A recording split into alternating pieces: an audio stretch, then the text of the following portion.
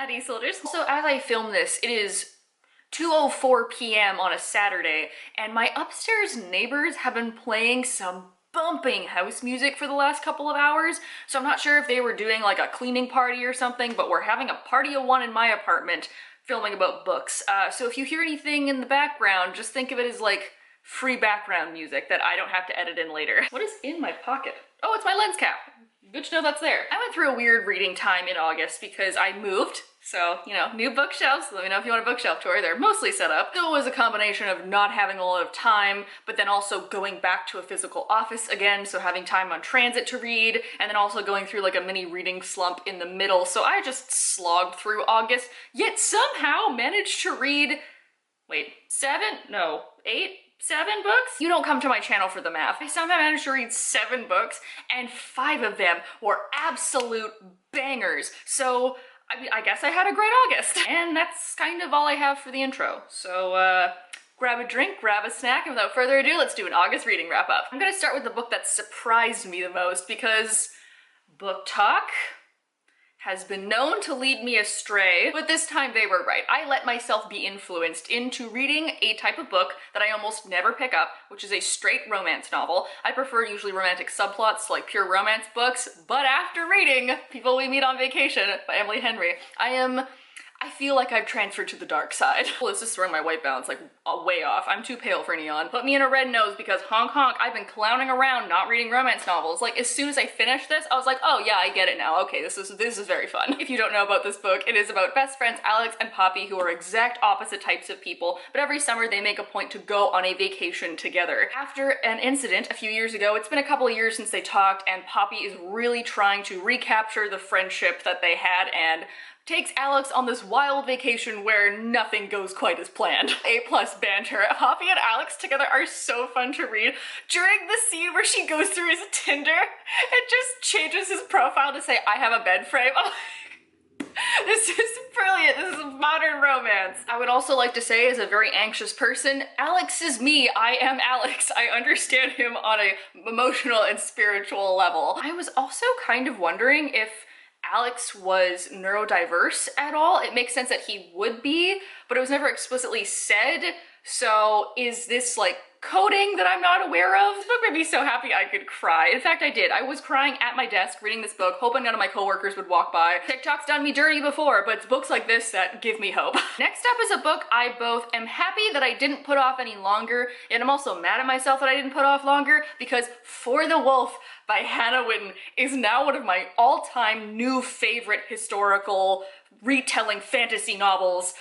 But I also read this in the summer, and that was just a bad idea. I should have waited till fall so I could fully immerse myself in the like spooky, eerie, weird cannibal forest. Bitch, I got chills from the prologue. Like, this is talent right here. This is exactly the type of that corrupted nature magic that I love to read. This is all about veins filled with forest rot, blood tiths and bone shards, and shadow magic seeping up from the forest floor, and dark gods held at bay by paltry prayers. Bitch, this book is atmospheric as fuck. This is a combination of Red Riding Hood and Beauty and the Beast, where the royal family has entered into this magical bargain that every second daughter they have will be for the wolf, who lives in the mysterious Wilderwood and acts as a kind of guardian against all of the black magic that once plagued their land. Redaris is the only second daughter born in centuries, and when she is sacrificed to the wood, it turns out the wolf is not who she expected, and the forest itself is like way more hungry than you could ever imagine. The main character is empathetic and sympathetic, but also incredibly stubborn and willing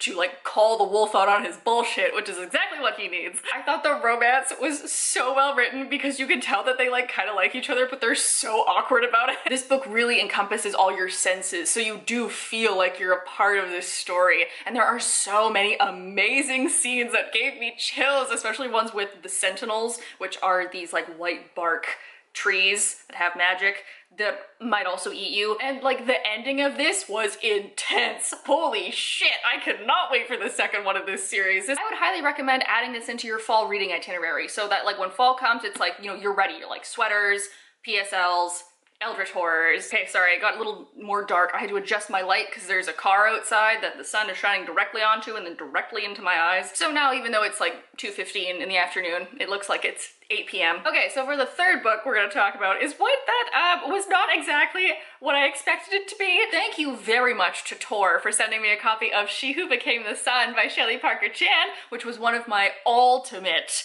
why did I say it so weirdly? Which was one of my ultimate most anticipated books of this year. And poor past baby Rachel was like, ooh, a new historical fantasy book that's like Mulan meets Song of Achilles. This is gonna be like so fun and fresh. And oh wow, this was not the fun happy time retelling that I was expecting. This gets dark real fast. This is a queer historical fantasy retelling of the founder of the Ming Dynasty in China in like 1300s-ish. That has beautiful writing, sweeping epic stories, but this is dense and political, which follows our main character Zhu, who comes from a very poor family, eventually becoming a monk, and then eventually becoming a war general. Prince of Henan, his brothers, his generals, Ouyang, who is a general to an opposing prince, then we have the Mongol Empire as they're falling down. There's a lot of people backstabbing each other and trying to rise to power, and it's pretty brutal. This is a war book, so yeah, if you're not prepared to see limbs leaving bodies, maybe don't pick this up. I did find it a little bit hard to keep track of everybody, mostly because everyone has so many epithets and last names and titles that it's really difficult to be like, wait, hold on. So like this person is also this person who's also that person? Because sometimes I'd be like, oh wow, that's kind of weird. That guy that was just like 600 leagues away is now with our main characters. Oh, wow, how'd he get there? And then be like, oh no, that's just someone with a very similar name. I love how much queerness is ingrained in this book and ingrained in all of its characters and their interactions. There is one point where one of the characters like does make fun of someone else for that, but it is specifically about them and not necessarily about just queerness in general. That being said, there are more serious conversations on gender expression and body dysmorphia, and as far as I can tell, our main character is a non-binary ace demi-romantic who uses she/they pronouns and has a full-on sex scene. Just interesting, you know? But all of these characters truly embody that like improvise, adapt, overcome mindset, because if they want something, they are going to find a way to get it. And I respect that. I'm gonna take a quick break holding up physical books, so we're gonna talk about two of the ebooks that I read this month. And I did it again. I subjected myself to the questionable Hades and Persephone retellings that are on Kindle Unlimited. My last reading wrap up, I talked a little bit about why I'm trying to read as many Hades and Persephone retellings as I possibly can, and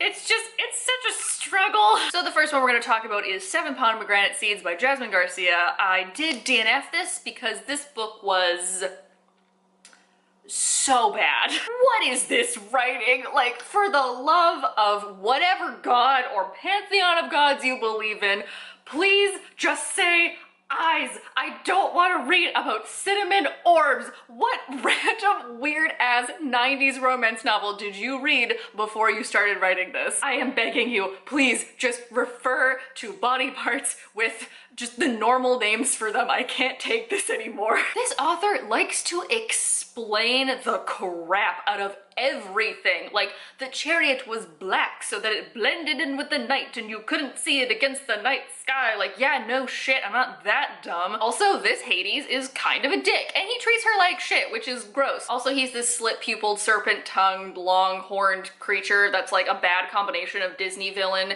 and poorly done Christianized demon figure. Like, it's very boring. They also met when she was very underage. Ooh, that's not okay. The only thing I did like about this is the like triple god Cerberus, and they are truly the only reason why I read the book for as long as I did. So yet another Hades and Persephone book that I am throwing into the pits of Tartarus with no regrets. Then the other smutty Hades and Persephone retelling that I read this month was 8 House by the author who is appearing on screen right now, by Iris Adderley. First of all, A+ character design. Love the epithets. That really just gets me going. And as somebody with authority on this subject, I would say this is the closest retelling that I've read that balances that original kind of unsettling kidnapping story with the morally gray villain aspect. As I said before, I prefer my Hades and Persephone retellings where Persephone has a little bit more autonomy. Okay, so this book is not bad kinky. It's just weird kinky. Also, it is 2021. Why is there still so much sexual assault in this story? Like, y'all are writers. You absolutely do not have to keep that in. It's not also historically accurate. Like, everyone thinks that Hades came down and like kidnapped Persephone, but actually the only thing that we ever have to this is in the Homeric hymn to Demeter, where Persephone has literally been like given away as a bride from Zeus, who's like an asshole about it. And like, that's not okay, because consent's important. But he's not even the one that's like technically in the wrong. It's Zeus for giving away his daughter. And also, they actually have like a really good relationship. There's never any other stories of them cheating on one another. And in the Homeric hymn to Demeter, there's like a whole chunk of it ripped out, so we don't actually know what happens in the original story. Actually, Hades and Persephone are kind of like this underworld power couple. Persephone might even predate Hades because she has the epithet of Dread Persephone, so she's the actual queen of the underworld, but she was just like retconned into this new myth when the Greeks came along and were like, oh shit, we need to like somehow figure out a way to make this old god our god. There's actually no canonic evidence that Hades is a bad guy, and this is all made post-Christianization.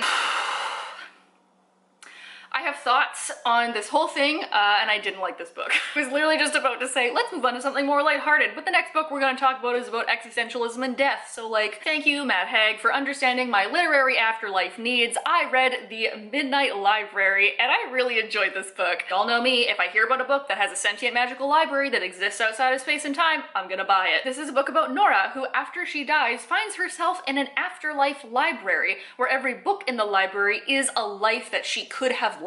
And with the help of a magical librarian, she ends up going into other lives that she could have had and exploring what her life would be like if she made different choices. The idea of undoing past regrets only works insofar as the rest of your life goes as you expect it to, and that's a big theme in this, how she thinks that if she didn't regret that thing, that she would grow to be a happier person, but when in reality that might have actually made her more miserable than she was in another life. Like, I'm an anxiety-ridden mess who takes choices and time very seriously and gets kind of stressed out about that, so this whole like afterlife multiverse was actually like kind of comforting to me. This was an easy and fast read. I like how it gets existential without getting morbid.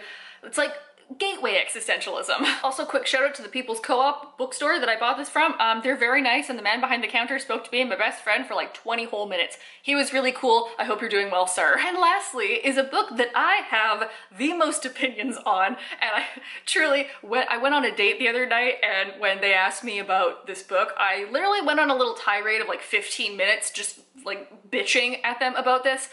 So if that person is watching my videos, I'm really sorry, but you also didn't seem to mind. So like, you know, if we're gonna date, this is what's gonna happen. So just, you know, you've been warned and prepared. Small Favors by Erin A. Craig is a book that I posted about on my Instagram, and I've been posting about it all over my TikTok because I really liked this book.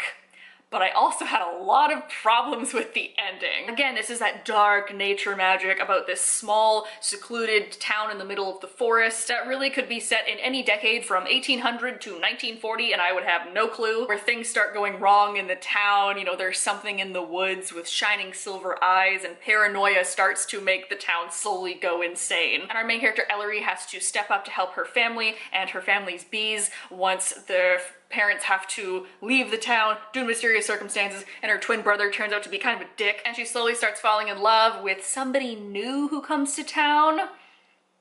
Like, you know? This book is slow and immersive and like really brings you into that small town feeling, almost to a detriment to itself, because I did kind of feel like I was like, all right, like, you know, hurry it up, let's go. Like, I want to know what's going on. But at the same time, this book went from 0 to 60 real fast. Like, I'm reading it being like, man, this book is kind of slow. Oh my god, what is happening? Also, when dealing with magical creatures, no wishes, no names, no blood. What are you doing, girl? Like, this is literally a case study in what not to do when a mysterious boy comes out of the woods. And I felt like I guessed the twist way too soon. Like, as a reader, you should usually be a little more ahead than the main character, but at the same time, I just felt like the main character was really dumb, because I'm like, come on, like, how do you not guess something is going on, you know? Part of me is okay with the fact that it did end very unresolvedly, because that's sort of the theme, but also, like, you left so many plot lines open that I am, like, kind of suspicious that you just didn't know how to wrap it up. So I have a lot of feelings about this book, but I would recommend that you read it if you liked maybe like Wilder Girls or What Big Teeth, or like House of Hollow, which I love. So, you know, similar theme, also good for fall. You wait till fall, don't read this in the summer. Wow, I'm a lot sweatier than I was hoping to be at this point. Please leave down below if you yourself have read any of these. Like, I feel like I was a little bit behind on some of them, but then other ones I was like on it for. I'm actually quite proud of myself. When I was moving all of my to-be-read books, I did end up getting rid of like a box full of them. So, you know, not to brag or anything, but like I'm an organizational genius, which hopefully means that I'm gonna be able to get to some of my older ones sooner. I say as I fully know that in the next week or so I'm gonna be going to a bookstore again because more stuff came out and I need to read it. Well, I need to buy it, you know. Will I read it right away? Questionable. Reading books and buying books I feel like are two separate hobbies. You know, sometimes they're a Venn diagram and sometimes they are two completely different circles. There are so many books that I've been specifically waiting to read in the fall, and like the time is nigh, even though it's like 26 degrees out today. Starbucks has pumpkin cream cold brew, so in my heart, it's fall. You know where to click to like the video, you know where to click to subscribe. I hope you guys are all having a nice day wherever you are, and I will see you all next week. Bye!